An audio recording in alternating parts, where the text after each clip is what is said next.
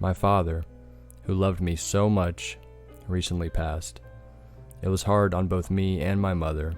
It damn near killed her.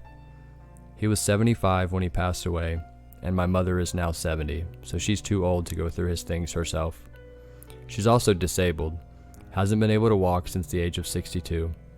So as the only child, and really only contact with the world, I decided to take it upon myself. It was a big task, sure, but I thought maybe going through his things would be one last way to bond with him. I began sorting through dusty boxes, figuring out what should be kept, what should be thrown out, and what should be donated. It's pretty cool to see all the vintage, antique things from decades past my parents kept with them throughout the years. As I move things around, I come across an old trunk with a lock on it. This isn't surprising, because my parents have always been somewhat secretive. I grab and inspect the lock. It's old and rusted. I bet with a good whack from a hammer it could come off. I could have taken the time to hunt for a key, but God knows Dad would have hid something like that in a place where no one would ever find it. Plus, truthfully, I wasn't in the mood for a scavenger hunt.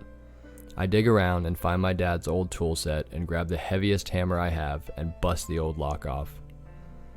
I sift through the contents of the trunk, videotapes, a baby book, some old clothes that my mother probably wore in the 80s, and some other things that didn't really catch my eye. I was very interested in the VHS tapes. I pick a tape up and read the label, Evan's Birthday, 1988. I smile and chuckle to myself. I remember they always had that old video camera out. He always said he loved to relive his best moments over and over. I decided to take a few tapes to the TV in my dad's office just below. I'm glad he never listened to me when I told him to toss out that old VHS player. I popped the black tape into the player and turned my focus to the distorted video, slowly sorting itself out on the screen. There I am, just 2 years old, splashing in a little puddle at a park, in my tiny blue rain boots. My mother is holding my hand and laughing, and you can hear my father say, "Big jump," every time I splash in the puddle.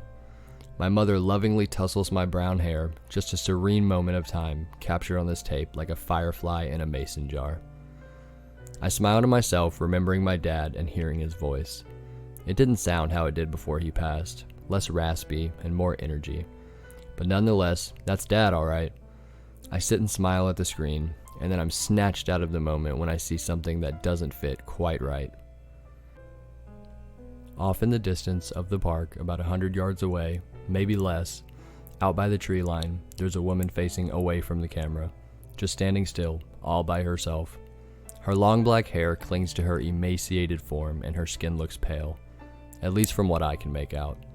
It seems like she doesn't have any clothes on but some beige undergarments. My dad zooms in on the big smile my mother had on her face, and then when he zooms back out to show the entire landscape again, the woman was gone. "Ew, what a freak," I muttered to myself as I pushed the eject button. I look through my options and I next choose the one labeled 4th of July, 1989. 4th of July was always one of my favorite holidays. I insert the tape, and as the image adjusts itself, I'm met with a moment I swear I almost remember. It's me and my paternal grandma. I'm sitting on her lap, and she's helping me eat some steamed clams. Those were my favorite food on earth at the time, I recall. I remember how I could eat piles and piles of them. I found it comforting that my dad and grandma got to be together now. I watched as she wiped the stream of melted butter that dripped from my mouth as I chewed, reveling in the bliss of carefree child life. My dad pans the camera around at the party, shooting my grandparents' huge yard. The hustle and bustle of the extravagant cookouts they had all summer long, kids running with sparklers, adults talking while eating their grilled meats, and their big, glorious home they were always so proud of. The perfect life. My grandparents were the embodiment of perfection. It's probably why my parents strived for it so hard as well. As my dad pans the scenery, I get a sense of dread when the shot passes the sliding glass window. "No freaking way," I mutter to myself as I lurch forward and slam the rewind button. The scene backs up to the window and I hit pause. She's there again. Inside the house this time, the same woman with the black hair, facing away from the camera and leaning against the sliding glass door. She's closer this time, maybe 20 yards or so, standing perfectly still, almost like a statue. The weirdest part is no one acknowledges her. They act as if she's supposed to be there and fits right in. or as if she isn't even there at all. Something about this gives me a feeling I can't shake, like a fight or flight. I take the tape out and grab the one closest to me. Easter, 1991. I put it in and quickly press play as I feel sweat beginning to coat my palms. The scene opens to me in my Sunday best with my candy in a basket, although this time, I'm not so interested in reminiscing as I am looking for this woman. And without fail, there she is. She's right outside the dining room window, still facing away. She's close enough now that I can see she's soaked to the bone, and her arms are bent at an unnatural angle so that her palms are behind her, pressed against the glass, and her fingers are bent as if she were trying to claw through with her nails. As the scene moves around her, with my mother helping me open a piece of chocolate, and our family dog running around hoping for scraps, she just stands there, still, like a photograph. My breathing quickens, and I grab the last of the tapes. Christmas 1991, it says. I take a deep inhale and carefully put the last tape in. The scene comes up on the screen, and it's how I always remembered our Christmas. The tree in the corner of the living room, the slightly dim but warm lighting of our lamps reflect so beautifully off the ornaments in the wee hours of the morning. I watch as my past self opens presents and holds them up with glee. My mom stands next to me in her fuzzy pink robe, blonde hair still in rollers, holding her coffee and watching my excitement. I sigh a breath of relief not seeing that wretched woman. But just then, my heart skips and my breath gets caught in my throat. There she is. I see her, in the corner just behind the tree, standing there, facing away from the camera again. She's just feet away from me this time. I watch this woman in paralyzing terror, almost completely blocking out the joy of Christmas Day going on around her. I can feel the anger and evil radiating off of her from the video, standing there, unnoticed in a scene where she doesn't belong. Then I notice movement. She's painstakingly, slowly turning her head. Just before I get a glimpse of her face, I push the eject button so hard that it nearly knocks the VHS tape off the shelf. I cannot catch my breath and my body is numb. Something about this feels so wrong, terrible, heartbreaking, and evil at the same time. When I'm able to feel my legs, I grab the tapes and run back to the attic. I dig through the box some more. There has to be answers in here. Who is that woman? Why is she always around? There's a tape, one in particular I feel drawn to. I hesitantly pick it up and take it downstairs. I walk to the VHS player and read the label one last time. Evan's birth. I take a deep breath in and gently place in the video. The scenery before me is my mother holding me as a baby, swaddled and serene. There at home, I recognize the bathroom from my childhood house. This must be after they brought me back. After a few seconds, the tape ends. It must have been watched and not rewinded. I rewind the tape, unable to look at the screen until it's at the beginning. It's time, John, my mother says to the camera with a warm grin as the tape starts. I can't believe it's finally here. Our baby boy is going to come home, he says from behind the image. You can hear the giddiness in his soul escape through his words. My mother begins walking up the stairs. Her full body comes into view, and I'm taken aback by how thin she is. My mother says she hardly showed when she was pregnant with me, but she looks as thin as I always remember her being. As they both get up the stairs, she gives my dad a kiss, and he says, "After you," with a chuckle, and you can see his hand gesture towards the door. She opens it slowly, and nothing could prepare me for the scene ahead.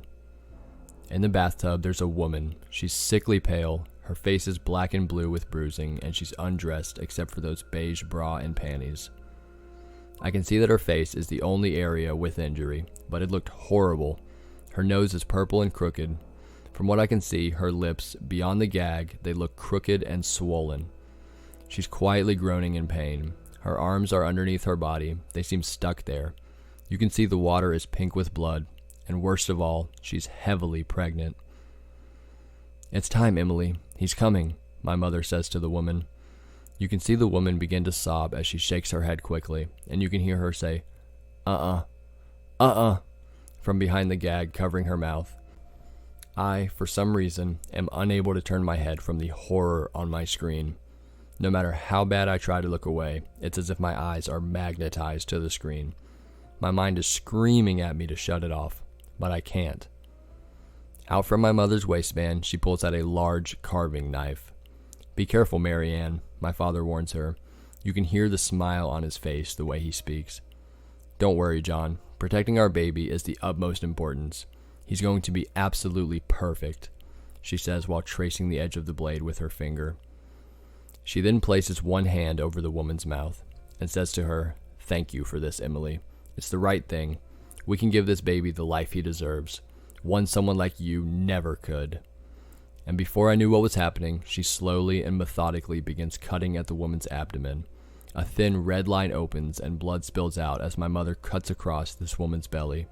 She screams and writhes in pain. "Should we shut her up?" my dad asks. "Why bother? The closest neighbors are a mile away, and what are the odds someone will be walking outside in February?" she says nonchalantly with a shrug. God, I've never seen so much blood in my life. The woman is crying and screaming, or at least trying. Between the gag and my mother's tight grip, hardly any noise is getting through. The knife cut through her skin like hot butter. My mother was so focused on her task that the woman crying and rolling around to get away hardly phased her attention. She started to roll on her side, and my mother smacked her in the face. "Knock it off. Do you want me to hurt this baby? If he gets cut, that's on you." As my mother cuts through the next layer and lets go of the woman's face to reach around inside, you can hear the sickening squelch as her arms move around. The woman screams louder and smashes her head on the tile, hard. Maybe to put herself out of her own misery. It didn't work, however. She's still alive, but her screams of anguish become more and more lulled and become a weak groan. But you can see the crimson blood on the white tile where her skull made contact. "There he is," I hear my mother say in the tape. It draws my attention back to her. From the abdomen of this woman, my mother pulls a baby. Blood covers my mother's arms up to her elbows. In her stained arms is a little boy, lightly crying. "We agreed on Evan, right? After my dad?" my father asks. "Of course, honey," my mom says as she washes the gore off the baby and her own arms in the sink. She then wraps me up in a little blue blanket. "What are we to do with her?" my father asks, pointing the camera at the weak, disemboweled woman. She's looking in the direction of the camera, but she looks so out of it she probably can't see anything anymore. Her eyes look bloodshot and empty. My mother looks at her with a shake of her head as she thinks. "There's no point in her suffering more," she says. She hands me off to my dad. Just then, she walks to the woman and pushes her head under the water, face down. You can see the woman struggling the best that she can, but due to blood loss, she had no strength and quickly succumbed to her watery grave, left to drown in a pool of her own bodily fluids. My mother then takes me back from my dad and holds me for the camera, kissing my head, showing me the scene I was greeted with when I put the tape in. I sit there for a moment, my breath ragged and my body feels frozen. There's no way this isn't a prank. I want to move, but I can't. I look up at the black screen to see my own reflection. I look pale, and then I see her, just behind me, that woman, lurking right over my shoulder, illuminated by the dim light of the lamp. I quickly turn around and see nothing there. I run upstairs as fast as I can and sift through the box once again. My baby book. I open it and I'm greeted with posed photos of my mother, who appears to be pregnant, and photos of myself as an infant. There's a photo of my mother and several other women labeled birthing class. I flip the page, a piece of my hair from my first haircut, and a stamp of my footprint. I turned the page again and was shocked by what I found. Newspaper clippings. "Young, expecting Fresno woman still missing," the headline read. Emily Jean, 19, went missing from Fresno, California in September of last year. She would be 6 months pregnant by now. Was reported to be last seen hitchhiking on the side of the interstate. Her whereabouts are unknown. Her family begs her to call home if she is able and is offering a $25,000 reward for her safe return. Underneath, there was a photo of this young woman, and I see my own green eyes looking back at me from her, and the same nose I've always hated. She had my dark brown hair. I remember I thought it was odd because neither of my parents had it. My mother, or the woman who I thought was my mother, had told me her parents had my color. They passed before I was born, so how would I know? I feel the knot in my stomach tighten as I turn the page. The headline reads, "Body of missing woman, Emily Jean, found in local pond." Emily Jean, 19, who had been missing since September, whose remains have been found this Monday. Fresno PD says they have no comments at this time. My heart has never pounded so hard. I can feel sweat dripping from my forehead. Is this woman my mother? Are my parents killers? Do I turn her in? My mind is racing over this situation that feels like a fever dream. It doesn't feel like real life. I feel like my heart could give out at any second. How could my parents be such monsters?